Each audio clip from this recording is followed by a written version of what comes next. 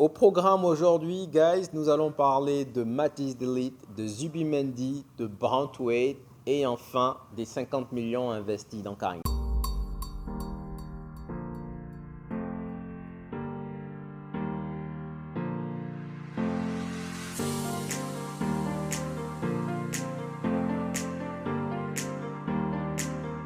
Alors, guys, la rumeur d'élite. D'élite, de light, comment vous le prononcez? Mais en tout cas, ma première question, c'est que pensez-vous de ce transfert si jamais il devait avoir lieu? On sait tous que ce joueur a été incroyable avec Ten Hag à l'Ajax. On se souvient de ce fameux 4-1. Donc cette équipe de Van de Beek, De Jong, De Ligt était tout simplement une génération dorée. C'était tout simplement extraordinaire. Il est allé à la Juve, ça n'a pas trop marché. Maintenant, il est au Bayern. Il lui reste encore 3 ans de contrat avec un salaire énorme de 200 000 livres par semaine. Énorme parce que 200 000 livres par semaine, au Bayern des minutes, ce n'est pas tout le monde qui le gagne. Donc il a un contrat de 200 000 livres par semaine. Là, le Bayern réclame 45 millions de livres, donc à peu près 50 millions d'euros. Donc non seulement c'est 50 millions d'euros, mais en plus, il faudra certainement s'aligner sur son salaire assez conséquent. 200 000 livres par semaine au Bayern, je ne le vois très mal venir dire bon ben écoute, j'aime bien Manchester, c'est le club de ma vie, je suis prêt à descendre mon salaire. Je ne le vois pas. Donc c'est-à-dire que non seulement il faudra payer les 50 millions, mais en plus de cela, derrière, il faudra aussi s'aligner sur son salaire. Donc la question que je vous pose, c'est est-ce que vous voyez ça d'un bon œil que De Ligt nous rejoigne? Moi personnellement, j'ai envie de vous dire que beaucoup de ces joueurs de l'Ajax ont été sensationnels. Malheureusement, derrière, ils n'ont pas su s'imposer dans un autre club. Et là, il est allé à la Juve, ça n'a pas marché.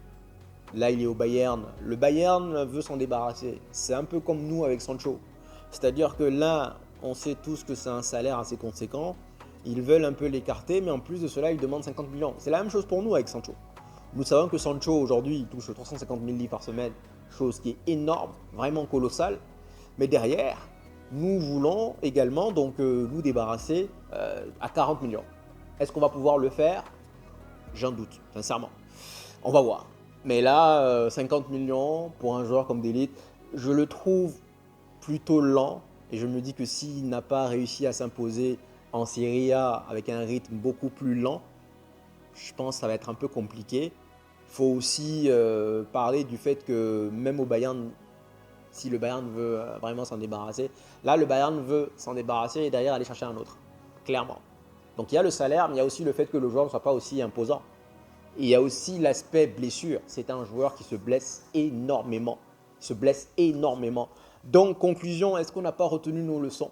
Est-ce qu'on ne va pas encore reproduire les mêmes erreurs? C'est-à-dire aller chercher un joueur qui gagne 200 000 livres et plus à 50 millions pour qu'il se blesse régulièrement.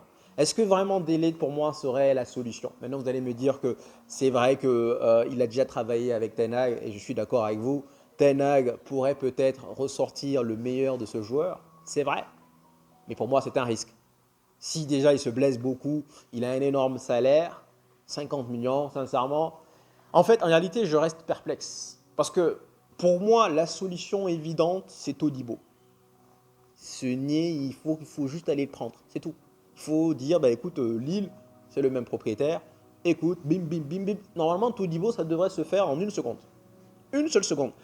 Ce que je me demande, c'est pourquoi est-ce qu'on prend tant de temps? Pourquoi est-ce qu'on est là en train de regarder, de papillonner à gauche, à droite? Il y a une rumeur qui dit qu'en fait, Manchester United veut aller très efficacement. C'est la raison pour laquelle là, ils veulent se mettre d'accord avec plusieurs joueurs. Et derrière, ils vont se mettre d'accord donc avec des de 50 millions. Ils vont se mettre d'accord avec Branthwaite également en termes d'accord de contrat. Et derrière, ils vont aller voir les clubs, ils vont leur dire bah, écoutez, je me suis mis d'accord avec tel joueur, tel joueur, tel joueur. Donc là, je me suis mis d'accord avec Lille, enfin avec Lenny Yoro, je donne des exemples. Hein. Donc avec Yoro, avec Branthwaite, avec De Ligt, avec je ne sais pas qui encore, avec Todibo. Aujourd'hui, nous avons un budget de 50 millions pour un défenseur central. Alors, est-ce que vous êtes prêts à nous le laisser? Si vous êtes prêts à nous le laisser, on part. Voici 50 millions. Je vois, pour moi, c'est un peu la manière dont Ineos est en train de réfléchir. C'est assez efficace parce que nous sommes en train d'agir vite et normalement, ça ne devrait pas prendre autant de temps. Mais franchement, De Ligt, guys, Il y a toujours une raison. Si jamais un club veut se débarrasser d'un joueur, il y a toujours une raison. Vous allez peut-être me dire que le salaire, ça ne suffit pas. Mais il y a les blessures, il y a aussi peut-être le fait qu'il ne soit pas tout simplement performant. Parce que même s'il y a des blessures, Martinez l'année dernière, il a raté quasiment la moitié de la saison, toute la saison même presque. Mais est-ce que cela voudrait dire qu'on souhaite à s'en débarrasser? Je vous dirais non, parce on connaît la qualité du joueur. Donc même s'il y a des blessures, cela n'efface pas le fait que le joueur soit bon. Donc aujourd'hui, vraiment, aller mettre 50 millions sur d'élite. J'ai vu certains commentaires qui me disent que oui, pourquoi pas, on va le chercher, c'est un bon joueur.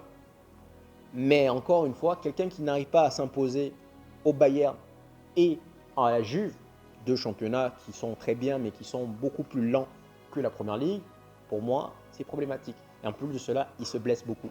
Donc, il a été extraordinaire, c'était il y a quelques années. Est-ce qu'il va retrouver ses bons vieux os aujourd'hui? J'en doute. Personnellement, je ne m'approcherai pas de lui. Pour moi, la solution évidente, c'est Todibo. On le fasse, tac, tac, tac. Je ne sais pas pourquoi on va aller faire un grand écart, un grand tour, alors que là, on peut signer Todibo, bim, close. Et derrière, si on a besoin d'aller chercher un deuxième défenseur central, on y va. Mais je ne comprends pas pourquoi est-ce qu'on aime faire le grand écart. Sincèrement, je ne comprends pas. En ce qui concerne Branthwaite, Manchester United a posé une somme de 45 millions à Everton. Ils ont offert 45 millions sur la table et Everton a refusé. Everton nous dit, entre guillemets, qu'ils savent que Manchester United a l'habitude d'être des pigeons. Enfin, ils ne l'ont pas dit comme ça, mais ils ont dit, ils savent que Manchester United a l'habitude de payer des joueurs assez chers. Et ils ont pris l'exemple d'Harry Maguire. Donc aujourd'hui, ils se disent que ça serait eux, en réalité, les pigeons, si jamais ils acceptaient l'offre de 45 millions. Maintenant, encore une fois, il y a un point qu'il faut souligner, c'est que Everton a besoin d'argent. Ils ont besoin de dégraisser rapidement leur masse salariale avant le 1er juillet, si je ne m'abuse. Seulement, d'un autre côté, il y a André Amadou Onana.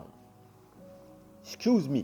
Amadou Onana qui est sur la liste des transferts également. Donc ils se disent que si jamais ils vendent Amadou Onana, ils seront en position de force. Donc là, pour Branthwaite, comment on en est? Où on en est, pardon. Si on arrive si Everton arrive à avoir une offre pour Amadou Onana, s'ils arrivent à le vendre, ils seront en position de force et là, ils pourront réclamer les 80 millions escomptés pour Branthwaite.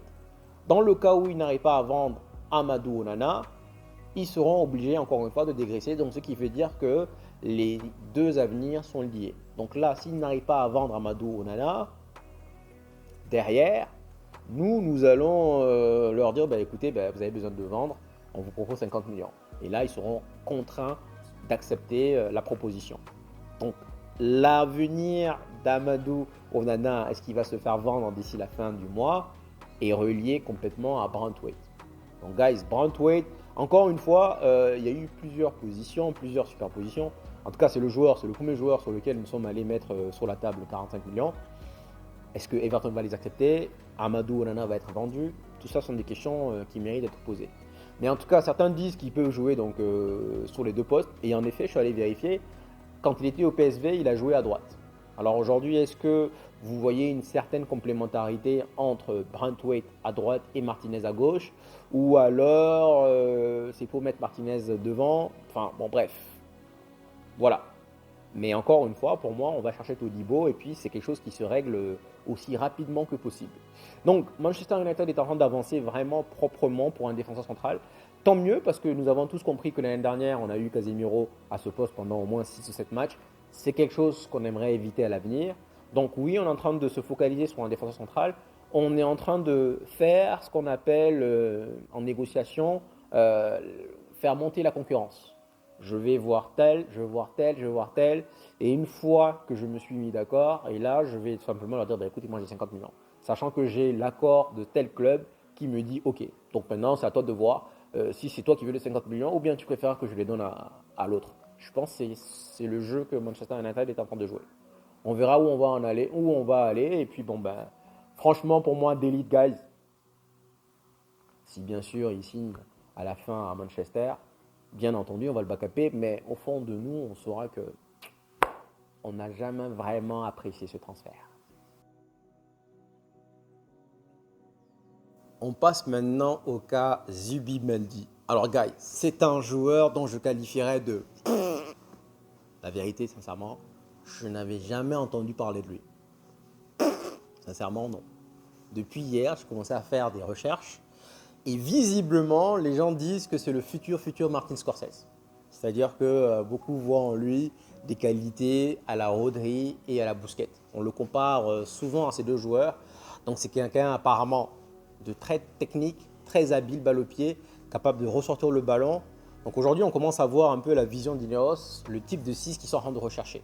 On a parlé de Joao Neves de Benfica, on a parlé de Ederson de l'Atalanta, même si cette rumeur est en train de diminuer de plus en plus. Aujourd'hui, maintenant, c'est Zubimendi. Sincèrement, c'est un 6 qui joue à la Real Sociedad. Je ne sais pas s'il a été sélectionné avec l'Euro, sinon on aura le temps donc de le superviser. Mais franchement, voilà, c'est un joueur assez fantastique d'après ce qu'on dit. Je n'ai pas eu le temps d'aller le superviser, mais sincèrement, on commence à voir donc la vision d'Ineos. Je pense que là, encore une fois, on est en train de reproduire la même stratégie, c'est-à-dire qu'on veut se mettre d'accord avec les joueurs et derrière pouvoir dire au club, écoutez, je me suis mis d'accord avec tel club, aujourd'hui, à prendre ou à laisser, moi je vous propose 50 millions, vous voyez ce que vous faites. Donc guys, Zubimendi, on voit en lui le futur Rodri et on sait tous à quel point Rodri est un joueur essentiel pour Manchester City. Quand Rodri n'est pas là, c'est tout Manchester City qui déjoue. Busquets également, beaucoup l'ont sous-estimé, on en a souvent parlé, souvent fait l'éloge de Iniesta et de Xavi. Beaucoup ont minimisé ses capacités, mais guys, Busquets c'était un cerveau. Et donc si on le compare à ces deux joueurs, pour moi, ça peut être pas mal.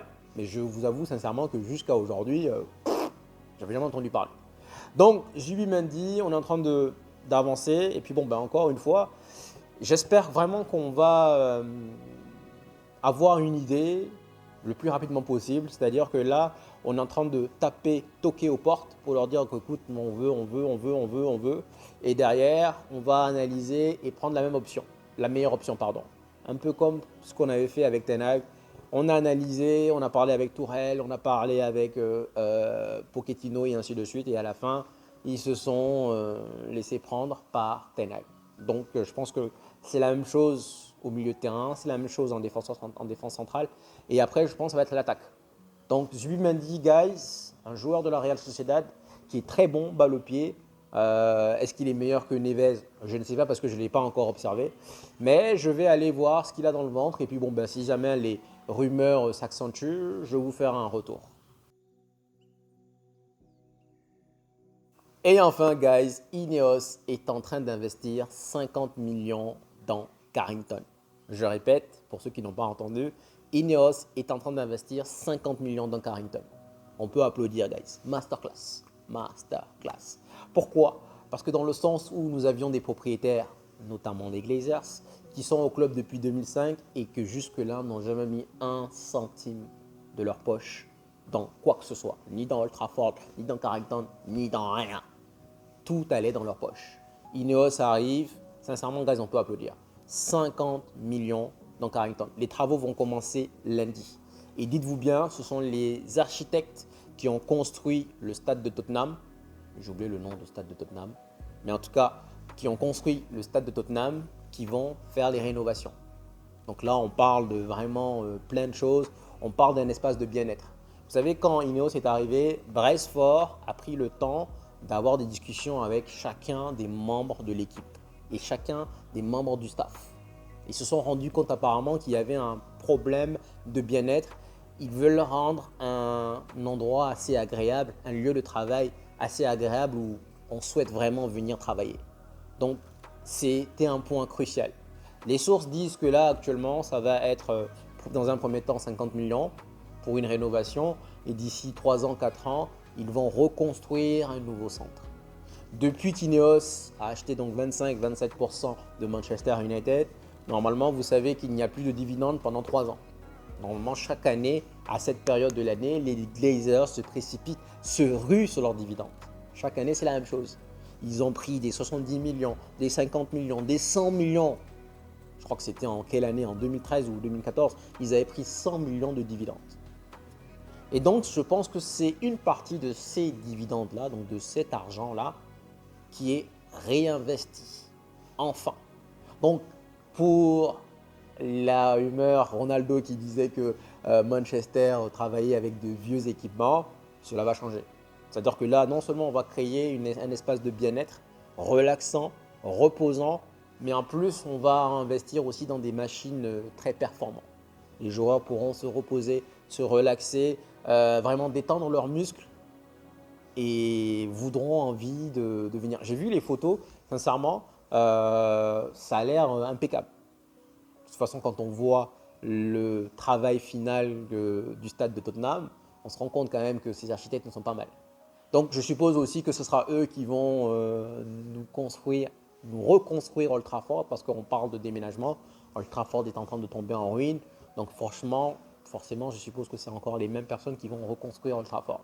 Donc, guys, il y a de quoi s'exciter, sincèrement. Il y a vraiment de quoi s'exciter dans le sens où c'est vrai qu'on l'a dit qu'Ineos, ce sont des mais ce sont des gens qui travaillent dans le silence, mais qui sont ruthless, sincèrement.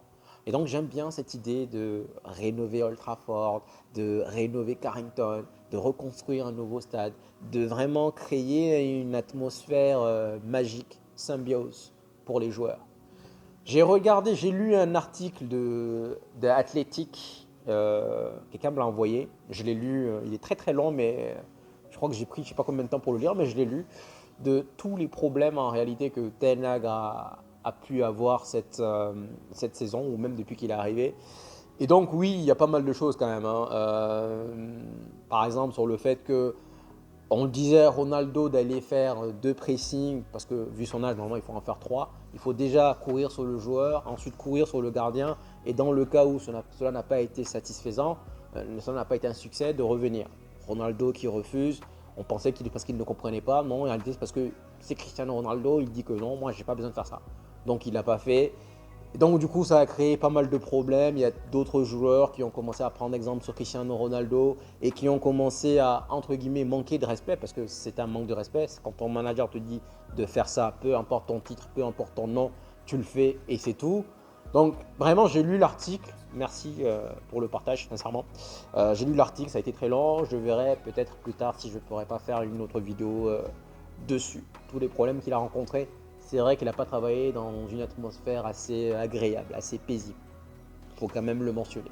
Mais en tout cas, donc il est toujours là.